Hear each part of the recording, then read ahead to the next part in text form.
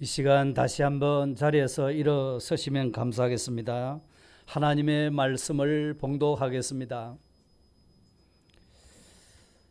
하나님 말씀 성경을 봉독할 때 일어서는 것은 하나님의 말씀의 그 귀중함, 그 말씀 앞에 경건한 마음 자세, 이걸 우리가 갖추기 위함입니다.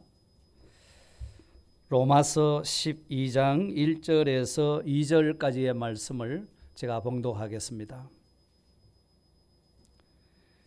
그러므로 형제들아, 내가 하나님의 모든 자비하심으로 너희를 권하노니 너희 몸을 하나님이 기뻐하시는 거룩한 산 제물로 드리라. 이는 너희가 드릴 영적 예배니라.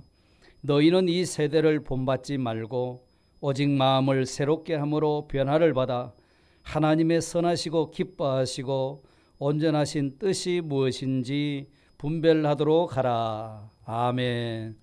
자리에 앉으시겠습니다.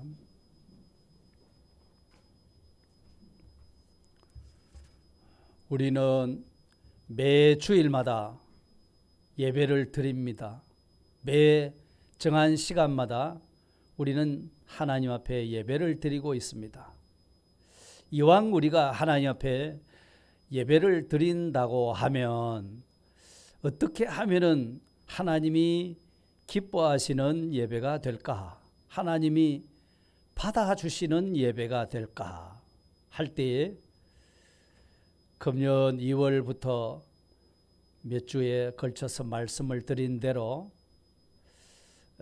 바벨론에서 예루살렘으로 귀환했던 유다 백성들이 수문 앞 광장에 모여서 에스라를 모시고 말씀 사경회를 하였습니다.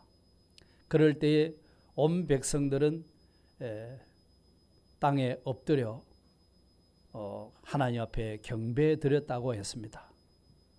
하나님 앞에 엎드림이 있는 예배, 그 예배를 하나님이 기뻐하셨던 겁니다. 그래서 그때 하나님께서 유다 백성들 조상 때부터 하나님을 거역했던 죄를 깨닫고 회개하며 그래도 버리시지 않으시고 그들을 통해서 하나님의 나라를 세우시려고 하는 하나님의 뜻, 하나님의 비전을 깨닫고 기뻐하고 감격하는 그런 예배를 드렸던 것을 우리는 기억하실 겁니다. 엎드림이 있는 예배였습니다. 그리고 지난주에는 노아가 홍수 심판에서 구원받은 다음에 방주에서 나와서 제일 먼저 한 일이 바로 정결한 짐승을 가지고 하나님 앞에 제단을 쌓았습니다. 그랬을 때 하나님이 그 제사를 아주 기뻐 받으셨다, 그렇게 말씀하셨습니다. 그 노아의 예배라고 하면은 바로 하나님께서 구원해 주신 그 구원의 은혜에 대해서 감사할 뿐 아니라 그 은혜를 어떻게 하면 보답할까 하여서 예배의 그 동기와 목적이 하나님을 위한 예배였던 것입니다. 하나님을 위한 예배. 그 예배를 하나님이 기뻐 받으시고 노아에게 말할 수 없는 그런 감격과 은혜를 주셨죠. 뿐만 아니라 노아가 살아갈 그 모든 자연 환경, 삶의 터전, 이런 것을 하나님이 다 회복시켜 주셨습니다. 그리고 모든 밤과 낮 사시사철까지도 노아를 위해서 다 하나님이 일하시겠다고 그렇게 하신 것을 우리는 보았습니다. 이런 것을 볼 때에 우리가 드리는 예배가 얼마나 소중한가 하는 것을 우리는 깨닫게 됩니다. 그래서 예배를 바로 드리면 그가 바로 신앙의 성공자가 되고 예배를 바로 드리는 그 사람이 인생 성공자가 된다는 것을 우리는 볼 수가 있습니다. 예배 드리는 자의 하나님이시기 때문에 그렇습니다. 예배자의 하나님이십니다. 그렇기 때문에 우리 신앙생활이라고 하는 것은 예배로부터 시작이 됩니다. 예배로부터 시작됩니다. 하나님은 우리의 예배 받으시기를 기뻐하십니다. 우리를 만나 주시기를 원하십니다. 그리고 우리에게 은혜와 복을 내려 주시기를 원하시는 분이 우리가 믿는 하나님이십니다. 그러므로 우리는 이 예배를 통해서 하나님의 주시는 은혜를 받아야 됩니다. 하나님이 주시는 지혜를 받아야 됩니다.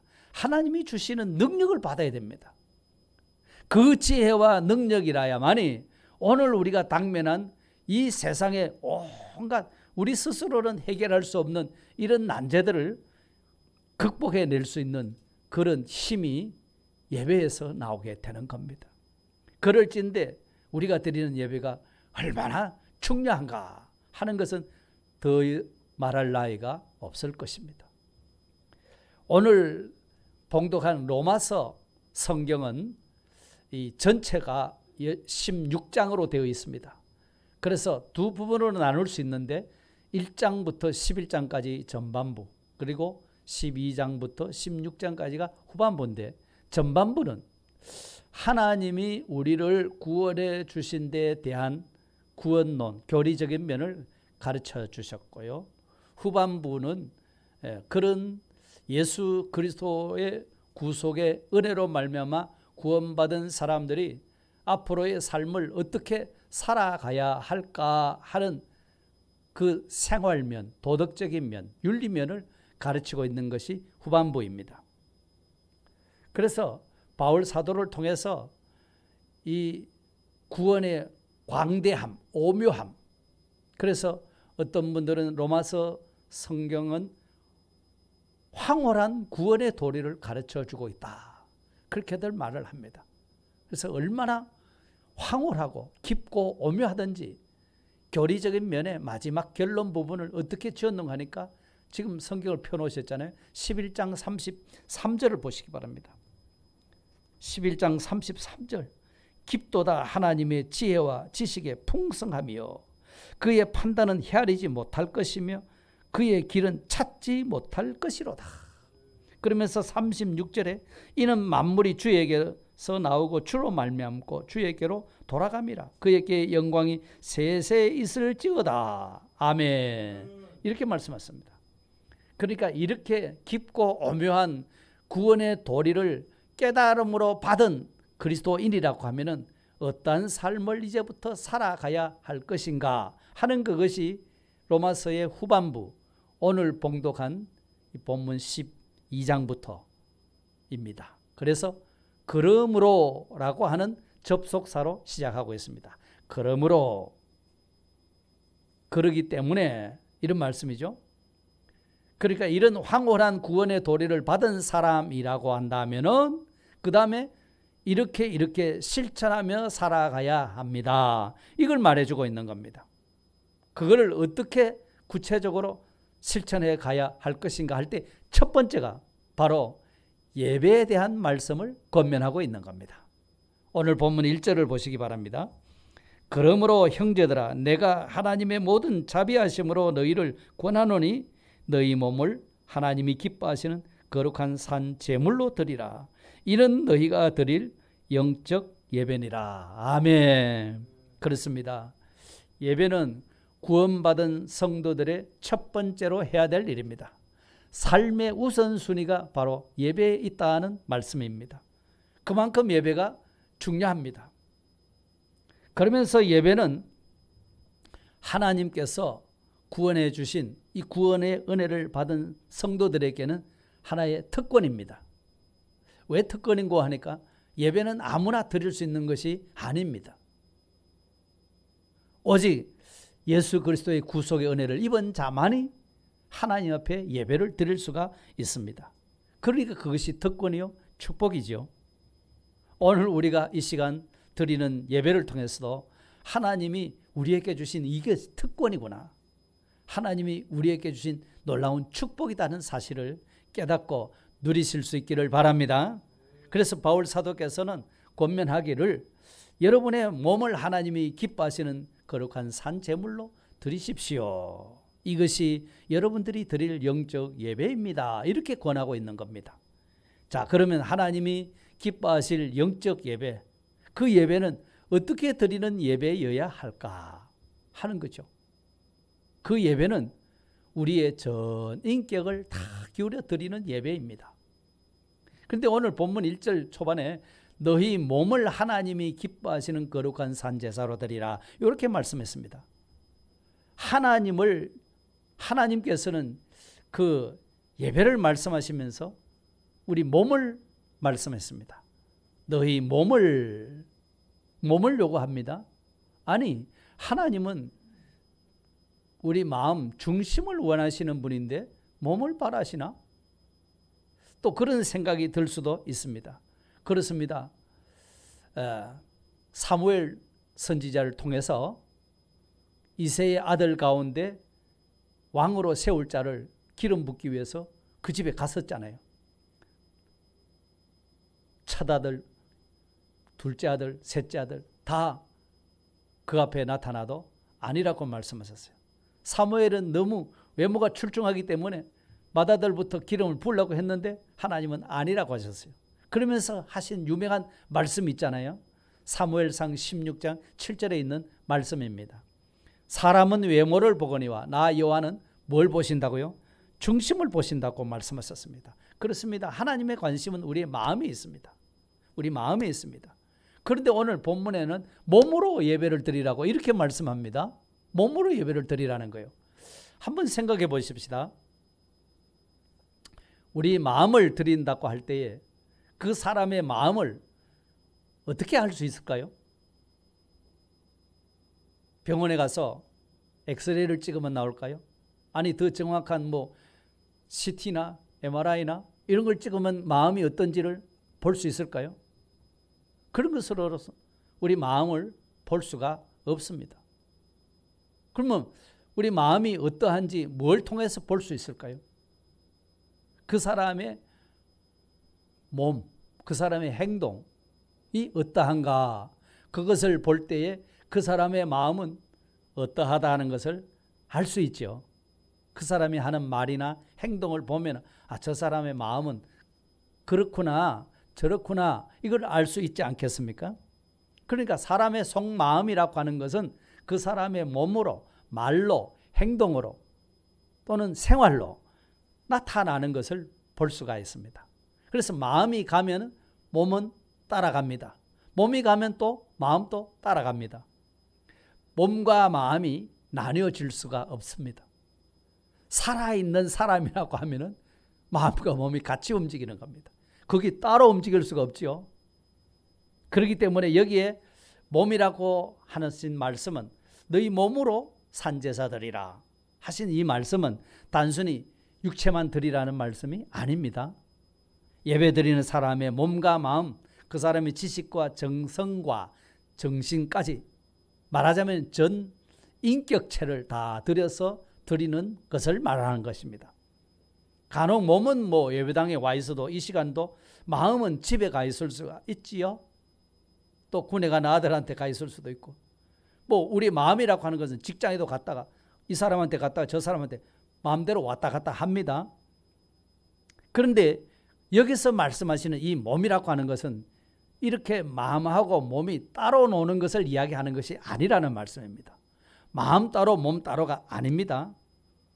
이 몸이라고 하는 것은 마음까지 포함해서 하신 말씀이라는 겁니다. 그런 의미에서 몸으로 예배를 드리라 하신 이 말씀은 손과 발과 시간과 물질과 마음, 우리의 모든 것을 다 드리는 것을 말씀하는 겁니다. 그렇기 때문에 너희 몸으로 산 제물을 드리라 하신 이 말씀은 다르게 말하면 너희 자신을 드리라 하는 말과 같은 말입니다. 우리의 삶의 일부가 아니라 전부라는 것입니다. 우리의 소유의 일부가 아니라 전부를 말씀하는 겁니다. 우리의 힘의 일부가 아니라 힘의 전부를 말씀하는 것입니다. 우리 관심 있는 것 일부가 아니라 관심의 전부를 말씀하는 겁니다. 그러니까 우리 자신을 온전히 다 하나님 앞에 바쳐드리라 이 말씀입니다. 왜 하나님 앞에 우리 몸과 마음 전 인격을 다 바쳐야 되느냐? 하나님이 자비하신 하나님이신데 왜 이렇게 바치라고 말씀하시는가? 예, 바로 하나님의 자비하심 때문입니다. 그 하나님의 자비하심은 우리의 어떤 한 부분에만 모든 것을 기울이신 것이 아닙니다. 우리의 삶 전체, 우리의 생명을까지 영원한 영생하는 구원의 은혜를 베풀어 주신 하나님의 자비하심 때문입니다. 하나님이 우리를 구원하시되 자비하심으로 구원해 주신 겁니다. 그 하나님의 무한하신 자비의 구원을 받은 자이기 때문에 바울 사도께서도 하나님의 자비하심으로 너희를 구원한다고 말씀하시면서 너희 몸을 거룩한 산 제물로 드리라 이렇게 말씀하신 겁니다. 그러니까 우리의 전 인격을 다 기울여서 드리는 그 예배가 하나님이 받으심직한 합당한 예배라는 말씀입니다. 자, 이와 같이 전 인격을 다해서 하나님 앞에 드리는 그 예배는 구체적으로 어떤 예배여야 되는가? 좀 더 구체적으로 말씀을 드린다면 우리 자신이 완전히 제물되는 것입니다. 우리 자신이 완전히 희생하는 제물이 되는 겁니다. 우리 자신이 죽는 제물이 되는 것을 말씀하고 있습니다. 너희 몸을 하나님이 기뻐하시는 거룩한 산 제물로 드리라. 바울 사도께서 이 예배를 권면하면서 구약의 제사를 지금 언급하고 있는 겁니다. 그 제사는 하나님께 나아가는 길이고 하나님께 나아가는 통로였습니다. 그래서 구약 성경의 레위기 성경은 복잡한 것 같지만 인간이 죄인된 인간이 하나님 앞에 나아가는 길을 제시해 주고 있는 것이 그것이 레위기 성경입니다. 그런데 그때 중요한 것이 제물입니다. 제물입니다. 왜냐하면 하나님 앞에 우리 사람이 나아가잖아요. 사람이 나아가는 대신에 그 제물을 바치게 됩니다. 그러니까 사람은 와 있어도 제물이 없으면 그 제사는 온전한 제사가 아닙니다. 반드시 제물을 가지고 드리도록 되어 있습니다. 그래서 레위기 성경은 제사법전이라고 말합니다.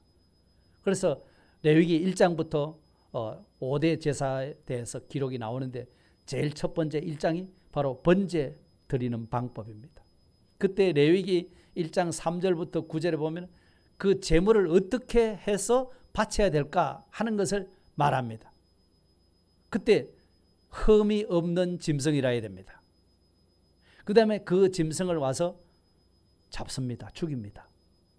그리고 껍질을 가죽을 벗깁니다. 그리고 각을 떱니다. 그리고 제단 위에 올려놓고 불에 태워서 바쳐드립니다. 그것이 하나님 앞에 번제로 드리는 제사 방법이었습니다. 그러니까 죽여서 피를 쏟고 그 다음에 가죽을 벗기고 그 다음에 또 각을 뜨고 그 다음에 다시 제단 위에 올려놓고 불로 태웁니다. 자, 이러면 몇 번이고 죽고 또 죽는 거잖아요. 그 완전히 죽어야 한다는 겁니다. 그래야 완벽한 제물이 되는 것이고 향기로운 냄새가 거기서 나오게 되는 겁니다. 그와 같이 지난주에 노아도 하나님 앞에 제사 드릴 때에 어떤 제물로 정결한 짐승과 정결한 새 중에서 취하여서 하나님 앞에 번제로 드렸습니다. 향기를 하나님이 흠행하셨다고 말씀하셨습니다. 바울 사도께서도 바로 이런 구약의 백성들이 제사를 드리듯이 그렇게 예배를 드리라고 말씀하시는 겁니다. 물론 구약의 제사와 오늘의 예배는 차이가 있습니다. 구약의 제사는 살아있는 짐승을 죽여서 제물로 바쳤습니다. 이미 죽은 짐승을 제물로 삼지 않습니다. 그같이 우리도 살아있을 때 우리 마음대로 이리 가고 저리 가고 이렇게 살다가 죽어서 하나님 앞에 바치면 되지 안 됩니다. 그죠?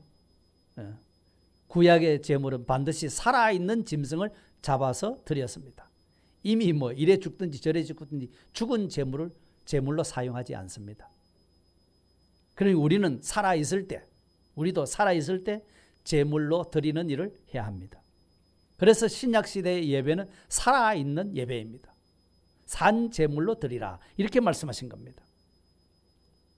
그러니까 살아있는 예배, 살아있는 예배, 산 제물로 드리는 예배, 이 예배가 도대체 어떤 예배일까? 하나님이 기뻐하시는 거룩한 산제물 이렇게 말씀하셨습니다. 산제물이 곧 하나님께서 기뻐하시고 거룩한 제물입니다. 거룩하다는 말은 구별되다는 뜻입니다. 또 바쳐졌다 뜻입니다. 그래서 여기서는 오직 하나님께만 바쳐진, 그래서 마음이 딴 데로 갈리지 않는 이런 뜻입니다. 그러니까 너희 몸을 하나님이 기뻐하시는 거룩한 산제사로 드리라 한 그것은 오직 하나님만이 우리의 주인이시다. 우리는 그 앞에 마치 살아있으나 죽은 재물은 뭐 가죽을 벗긴다고 아야 합니까? 각을 뜬다고 안 돼야 합니까? 제단 위에 뜨거운 불 피우면 도망칩니까? 절대 그럴 수 없습니다. 이미 죽었습니다. 그러니까 제물된 자의 자기 의지대로 이렇게 저렇게 움직이는 것이 전혀 아닙니다. 주인 되신 분 따라 움직이는 겁니다. 그래서 내 생각이나 내 주장이나 내 어떤 고집이나 내 어떤 욕심이나 내 마음대로 하려고 했던 거, 이게 다 죽어지는 것이, 그것이 산제물로 드리는 겁니다. 이게 죽어야 되는 겁니다. 죽는 데는 물론 이런 희생이 따르겠죠. 이러한 예배를 하나님이 기뻐하신다는 겁니다. 지금까지는 내 마음대로 살았고 내 하고 싶은 대로 살았고 내 가고 싶은 대로 갔고 그렇게 살았던 그것이 예배에 나오면 죽는 겁니다. 그렇게 살던 것이 다 이제는 희생하는 겁니다. 다시는 그렇게 살 수가 없다는 말입니다. 동화책에 나오는 이야기인데요. 어느 날 여우와 원숭이, 토끼 이 세 마리가 하나님 앞에 나아갔습니다. 그래서 거기 가서 자기들 뭐 잘난 척하고 자랑하고 그랬습니다. 한참 듣고 계시던 하나님께서 내가 배가 고프다 이랬더니 여우가 쫓아가서 물고기하고 또 새를 물어왔습니다. 또 원숭이는 쫓아가더니만 바나나를 가지고 왔습니다. 근데 토끼는 아무것도 가지고 오지 않았습니다. 그러니까 여우와 원숭이가 토끼를 보고 야, 하나님 배고프시다는데 넌 빈손이 뭐야? 이랬어요. 빈정거렸습니다. 그랬더니 하나님께서도 다들 다 내 배고프다고 이렇게 저렇게 준비해 왔는데 토끼 너는 뭐지? 이렇게 이야기를 하나님도 그렇게 말씀하셨어요. 그러니까 이 토끼가 자기도 참 얼굴이 붉어집니다. 그러면서 모닥불을 피웁니다. 모닥불을 피우고 이 모닥불에 내 몸이 다 태워지거든. 그때 하나님 잡수세요. 그랬다는 겁니다. 이 토끼가 말이죠. 자기 몸을 불태워서 하나님 잡수세요. 이렇게 했다는 거죠. 이 하나님께서 이 토끼가 마음 쓰는 걸 보니까 너무 갸륵한 거예요. 그래서 하나님이 그 토끼의 마음을 받으시고 하나님이 모든 이 세상 모든 사람들이 다 우러러 볼 수 있도록 저 달나라에까지 가서 토끼가 살게 했다는 겁니다. 참 전설 아닌 전설 이야기입니다. 그렇습니다. 자신이 재물되는 사람은 결코 손해보지 않습니다. 하나님이 그를 높여주십니다. 높여주십니다. 그러므로 자신이 재물되고 희생하면 나는 먹고 하고 손해된다고 생각하지만 절대 그렇지 않은 것입니다. 낮춤이 있으면 반드시 높임이 있습니다. 버림이 있으면 반드시 채움이 있습니다. 죽임이 있으면 살아나는 것이 있습니다. 할렐루야. 여러분, 아브라함이 하나님의 명령을 받고 독자 이삭을 번제로 바치라, 청천벽력 같은 그 하나님의 명령을 받고 아들을 데리고 아들을 불태워 죽일 나무까지 해서 지워서 데리고 가잖아요. 그때 재미있는 이야기가 있습니다. 여러분, 창세기 22장을 한번 찾아보십시오. 성경을 찾아보십시오. 창세기는 맨 앞에 나오는 성경입니다. 22장. PPT는 앞으로 되도록이면 적게 띄우려고 합니다. 성경이 창세기가 어디에 있는지 그거 모르면 안 되잖아요. 진짜 창세기에 그런 말씀이 있는지 내 눈으로 봐야 되잖아요. 스크린 저거는 지나가는 겁니다. 스크린 한번 보여주세요. 저걸 보려고 하지 마십시오. 성경을 보십시오. 5절 한번 보십시오. 자, 같이 한번 읽어봅니다. 시작. 이에 아브라함이 종들에게 이르되 너희는 나귀와 함께 여기서 기다리라. 내가 아이와 함께 저기 가서 예배하고 우리가 너희에게로 돌아오리라 하고. 아멘. 자, 아들을 데리고 지금 마지막 고지를 향해서 모리아산으로 올라갑니다. 그러면서 종들은 밑에 따라오지 못하도록 중간에 머무르고 기다리라고 말씀합니다. 그러면서 하시는 말씀이 내가 아이와 함께 저기 가서 예배하고 우리가 너희에게로 돌아오리라. 우리는 누구죠? 아브라함하고 자기 아들하고 돌아오겠다는 겁니다. 여러분, 아브라함이 지금 뭐 하라고 갑니까? 아들을 잡아서 제물로 바치기 위해서 갑니다. 바치면 죽잖아요. 죽는데 왜 우리가 너희에게로 돌아온다고 이렇게 말합니까? 그러면 내 아들과 하고 같이 돌아오겠다는 거잖아요. 왜 이 말을 했을까? 정신이 조금 나가서 이런 말을 했을까요?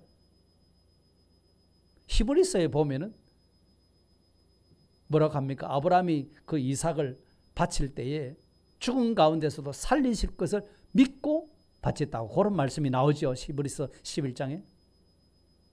바로 이것입니다. 분명히 자기 아들이 살 것이라기보다는 분명 바치면은 죽이면은 산다 하는 이 정신입니다. 이 깨달음입니다. 어쩌면 부활신앙이 아브라함에게서부터 시작했다 해도 과언이 아닐 겁니다. 예배는 그 자리에서 죽으면 다시 사는 일이 있습니다. 이거를 우리는 믿어야 됩니다. 예배에서 안 죽으면은 다른 곳에서 죽을 수가 없습니다. 그러니까 예배 시간에 순종 안 하면은 다른 데 가서 순종할 수 있느냐?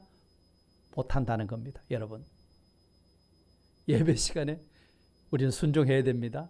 예를 들어서 이 앞자리로 오세요 하면 금성금 오셔야 된다는 겁니다. 그 왜 또 하필이면 나보고 그것까지 오라 하지?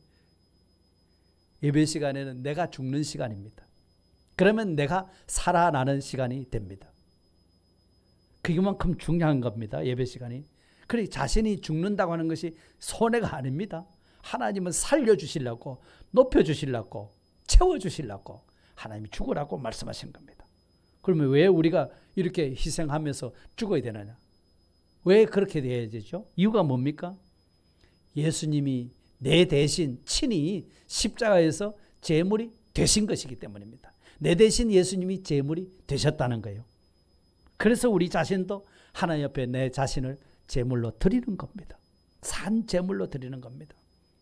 내 자신이 하나님 앞에 죽여서 내 자아를 완전히 불태워 버리는 그런 마음으로 예배를 드려야 한다는 겁니다. 다시 말하면 옛사람이 죽고 죄 짓는 옛사람의 습성들이 죽고 새 사람으로 다시 살아나는 시간이 바로 예배 시간이라는 겁니다. 이런 예배를 하나님이 기뻐 받으신다는 거죠.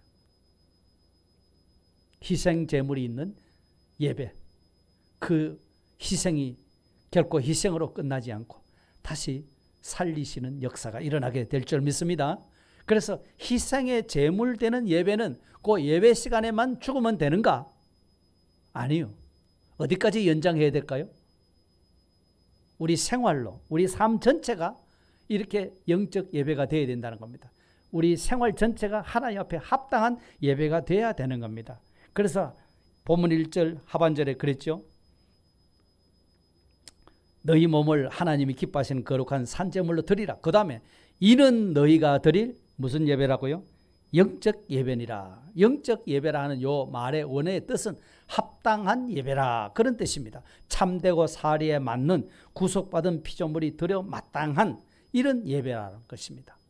그러므로 영적 예배는 우리의 삶이 하나님이 기뻐하시는 삶이 되고 온전히 하나님의 뜻에 합당한 삶을 살아가는 그런 예배를 지금 바울 사도께서 권면한 겁니다. 그렇기 때문에 우리는 단순히 주일날 예배당에 나와서 예배 드리고 찬송 부리고 기도하고 또 설교 듣고 헌금하고 그러고 집에 갔다. 나 오늘 예배 잘 드렸다. 그것을 끝이 아니라는 겁니다. 이 영적 예배란 그 성전이라고 하는 장소에 제한받지 않습니다. 이 장소를 초월합니다. 우리의 구체적인 삶의 일상의 생활 속에서 온전히 하나님과 함께하지 아니하면은 그게 합당한 예배가 아니라는 거예요. 참된 예배가 아닌 겁니다. 여기 본문에서 말하는 영적 예배가 아니라는 겁니다. 그래서 주일날 예배를 통해서 내 자신이 죽습니다. 내 옛사람이 죽습니다. 죄 짓는 습성이 죽습니다. 그 말씀 듣고 죽었다는 겁니다. 다시는 안 그러겠다는 겁니다. 그러면 그 옛사람이 죽은 은혜를 받았잖아요. 그 다음에 산제물이 되는 삶은 엿새 동안 내 삶의 현장 속에서 주일날 받은 은혜 그대로 지금 실천이 이루어지는 그런 예배가 합당한 예배라고 말씀하시는 겁니다. 그렇지 않고 엿새 동안은 자기 마음대로 살고 가고 싶은 대로 마음대로 다 가고 자기 욕심대로 다 살았습니다. 세상을 쫓아가던 옛사람의 삶을 주일날 와서 또 죽였어요. 죽였는데 또 나가서는 또 자기 마음대로 살아버렸습니다. 자기 성질대로 하고 싶은 대로 살아버렸습니다. 그러면 하나님 옆에 합당한 예배는 아닌 겁니다. 그러니까 단순히 예배 시간, 예배당에 모여서 드리는 예배, 그것만이 예배가 아니라는 겁니다. 바울 사도께서 권면하시는 이 권면은 삶을 통해서 드려지는 예배를 지금 말씀하고 있습니다. 이래야 합당한 예배다, 영적인 예배다라고 말씀하시는 겁니다. 그러니까 주일날 은혜 받고 내가 화를 너무 많이 냈구나. 이제는 다시 화를 안 내지. 원망하고 불평한 일을 많이 했네. 나 이제 원망하고 불평하지 않고 오히려 감사해야지. 자, 이런 결심이 마음에 섰습니다. 그런데 집에 오니까 또 상황이 달라지잖아요. 화를 낼 때도 있고 원망이 나오고 불평이 나오고 직장에 가서도 왠지 그만 기쁨이 없고 짜증나고 감사가 나올 틈이 없어져 버렸어요. 그래서 분명히 직장에 가서도 하나님의 말씀은 이런데 이거는 아닌데 저러면 안 되는데 했던 것을 그때 가서 그때 거절을 못하고 종기 좋지. 그러고서 끊지 못하면은 그것도 합당한 예배가 아니라는 겁니다. 그렇기 때문에 예배와 삶이라고 하는 것은 분리된 것이라고 생각하지만 그렇지 않습니다. 예배와 삶은 하나입니다. 하나. 예배는 곧 삶이다. 이래야 되는 것이죠. 한번 같이 해봅시다. 예배는 곧 삶이다. 아멘. 예배는 삶입니다. 우리가 예배 시간 사도신경 하지요. 그 내용이 뭡니까? 사도신경은 우리 선조, 사도들이 이렇게 신앙생활을 했다는 거거든요. 창조주 하나님 믿죠. 예수 그리스도 대속을 믿죠. 그 다음에 성령의 역사를 믿습니다. 그 다음에 마지막 주님이 심판하신다는 것까지 우리는 믿습니다. 그런 내용을 우리 사도들이 고백한 대로 나도 그대로 믿고 고백하는 겁니다. 그러니까 암송하는 것으로 끝이지 않습니다. 그 고백한 그 예배 시간에 와서 고백했습니다. 입에만 있는 것이 아닙니다. 이제 세상으로 가져가도록 해야 됩니다. 이 사도신경 고백하는 그것이 세상으로 가져갑니다. 그래서 마지막에 축도를 합니다. 축도는 이거는 예배는 끝났다. 그걸 알리는 선포가 아닙니다. 축도는 하나님께서 우리의 신앙을 예배 시간 마지막 단검질하는 겁니다. 주 예수 그리스도의 은혜와 하나님 아버지 사랑과 성령의 은혜, 이로 인해서 우리에게 주신 은혜를 단검질해서 뜨거운 마음으로, 결심하는 마음으로, 결단하는 마음으로 세상을 향해서 파송시키는 그 순서가 축도입니다. 그래서 그리스도의 은혜, 하나님의 사랑, 성령의 교통하심, 이거 짧지만 그 시간에 다시 한번 무장시켜서 세상으로 파송하는 시간입니다. 그래서 세상에 나가서 엿새 동안 그 깨달은 결심대로 살라고 하시는 겁니다. 그게 하나님이 주시는 축복입니다. 우리가 연약하지요. 그대로 잘 안 살아지죠. 그래서 3일 예배를 정해놓은 겁니다. 와서 다시 새로 말하자면 되새김질하는 것이요. 또 5일 예배 또 와서 또 하는 겁니다. 매일 새벽은 왜 와서 기도하죠? 받은 은혜대로 실제로 그렇게 내 삶의 현장에 그대로 살아가도록 위해서 그걸 기도하는 것이 새벽 기도 아닙니까? 주일날 1시간 예배만 딱 드리면 여세 동안은 얼마든지 나가 말씀대로 살 수 있습니까? 아니죠. 그러니까 우리가 늘 우리 약하니까 늘 하나님 옆에 나오는 것입니다. 그러니까 예배가 하나님 옆에 우리가 약속으로 지키는 그 시간이 예배 시간이잖아요. 수요일, 금요일 새벽 기도. 그것까지 다 지킬 수 있으면 좋겠습니다. 뉴욕의 한 중국인 식당에 웨이터로 일하는 한국 유학생이 있었습니다. 그에게는 웨이터 자리가 매우 소중한 자리였습니다. 어느 토요일 날 밤 12시 자정이 되었습니다.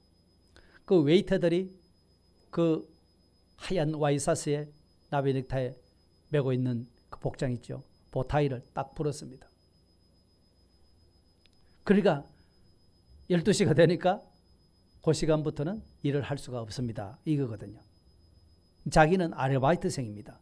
그 식당은 새벽 2시까지 영업하는 식당이라는 겁니다. 그러니까 12시가 딱 되니까 그만 보타이를 딱 풀고 일 안 하려고 하는 겁니다. 그거는 뭐 주인한테 나 일 안 시켜도 좋습니다. 그런 뜻이잖아요. 그 유학생은 왜 그렇게 행동하니까 주일 성수를 위해서. 주일 성수를 위해서. 매 토요일마다 그렇게 하는 거예요. 주인이 볼 때 제가 어떻게 하려고 하는가 저런가 아마 두고 봤겠죠. 2달이 지나니까 주인이 딱 불렀어요. 아이쿠야 이제는 올 것이 왔구나. 너 이제 그만둬. 이렇게 말할 줄로 알고 주인한테 갔더니만은 주인이 하는 말이 우리 식당 매니저의 일을 맡아주게. 이렇게 말을 하더라는 겁니다. 자기는 주인한테 불려갈 때 틀림없이 그만두라고 할 줄 알았는데 주인이 자기를 보고 인정했다는 거잖아요. 그 유학생의 신앙과 삶을 신뢰할 수 있었다는 거잖아요. 그러니까 지배인의 일을 맡기는 것이지 아무한테나 그런 일을 맡기겠습니까? 오늘 우리의 신앙이 정말 내가 믿는 신앙과 삶이 일치하는 가정생활, 그게 일치하는 직장생활, 사회생활을 할 수 있기를 주의 이름으로 축복합니다. 유학생은 예배를 드리기 위해서, 주의를 거룩하게 지키기 위해서 다른 것은 다 버려도 좋다 이런 사람입니다.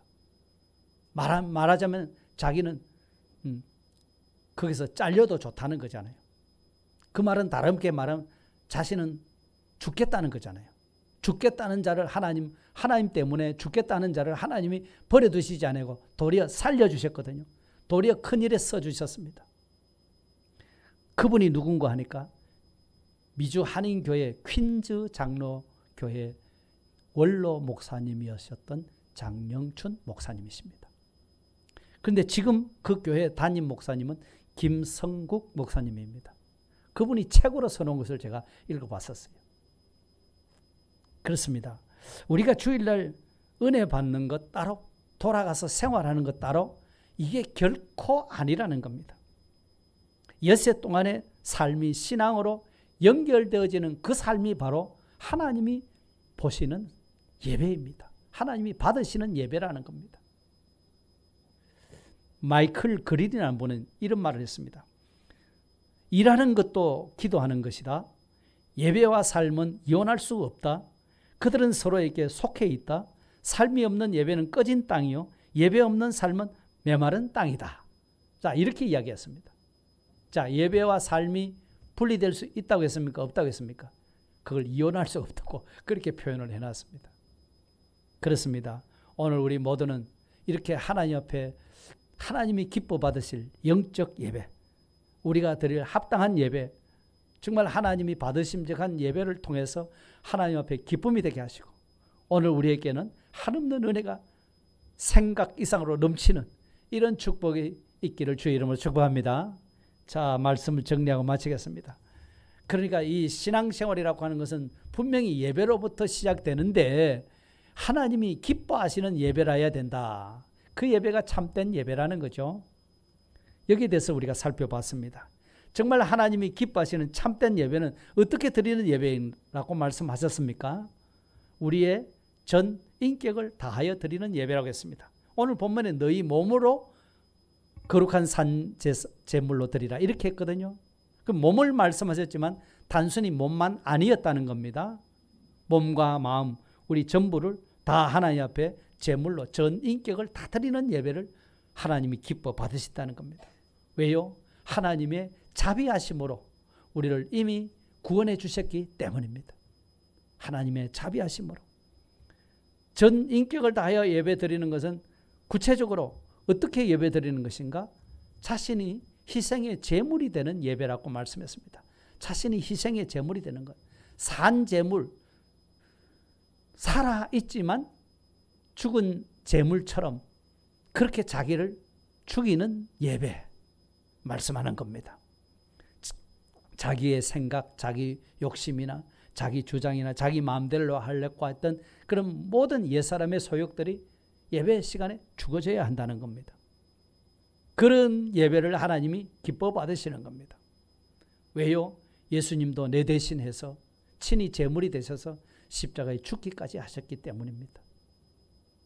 자, 그렇다고 하면 희생 제물 되는 예배는 그 예배당에 모여서 드리는 그 국한된 예배 시간에만 해당되는가? 어디까지 연장이 되어야 된다고 말씀했습니까? 우리의 삶 전체가 다 하나님 앞에 이렇게 합당한 예배, 영적 예배로 드려야 된다고 했습니다. 다시 말하면 우리의 신앙과 삶이 일치되는 그러한 삶을 살아나가야 한다고 그래 말씀했습니다. 그게 어디 쉽겠습니까? 그러니까 우리가 3일 예배로 모여서 다시 단금질하는 것이고 금요일 예배 와서 또 단금질하는 것이고 새벽마다 와서 그렇게 단금질하는 그 이유를 우리는 아셔야 되는 거죠. 그러니까 예배 시간마다 빠지지 마시고 시간마다 오셔서 하나님 앞에 엎드려 간구하시고 정말 내가 믿는 그 신앙 고백대로 나의 삶이 하나가 되도록 나의 삶도 그렇게 살아갈 수 있도록 그게 어렵지만 하나님의 도우심이라 될 줄 알고 나는 하나님 앞에 엎드립니다. 자, 이런 자를 하나님이 결코 버리지 않습니다. 반드시 하나님이 붙들고 사용하여 주실 줄 믿습니다. 그래서 하나님의 자비하심으로 권면하시는 이 예배에 대해서 우리가 정말 합당한 예배를 드림으로 말미암아 하나님께 영광이 되고 오늘 우리에게는 죽어도 다시 사는 나는 낮아졌는데 나는 죽였는데 하나님이 높여주시고 하나님이 세우시는 그런 은혜 역사를 체험하실 수 있기를 주의 이름으로 축복합니다. 다 같이 한번 기도드리겠습니다. 우리의 예배를 받으시기를 원하시고 축복하시기를 원하시는 하나님, 정말 하나님이 기뻐하시는 예배를 드리라고 말씀하셨는데 너희 몸을 하나님이 기뻐하시는 거룩한 산제사로 드리라고 하나님의 자비하심으로 권면하여 주신 것을 진심으로 감사를 드립니다. 우리 육체만이 아니라 우리의 마음과 전 인격을 다 기울여서 하나님 앞에 드릴 수 있는 예배가 되게 하여 주시옵소서. 정말 하나님 앞에 예배를 드릴 때 우리 자신은 완전히 살아있지만 죽은 재물처럼 내 주장과 내 욕심과 내 옛사람의 온갖 소욕들이 죽어지는 예배를 드릴 수 있도록 주님이 축복해 주옵소서. 비우게 되면 하나님이 채워주시고 자기를 죽이면 하나님이 다시 살리시는 이런 역사가 일어날 수 있도록 주님이 도와주시옵소서. 제물되는 이 예배가 우리의 예배 시간만이 아니라 우리의 삶 전체에 연장된 되어서 정말 온전히 합당한 예배가 이루어질 수 있게 하여 주셔서 우리를 통해서 하나님의 영광을 받으시고 모든 이웃에게 덕이 비춰지게 하시고 선한 영향력이 미쳐나가게 하시고 우리 자신들은 더더욱 더 하나님의 큰 은혜와 축복으로 살아가는 귀한 믿음의 성도들 다 되어질 수 있도록 은혜 내려 주시옵소서. 예수님 이름으로 감사하며 기도드리옵나이다. 아멘.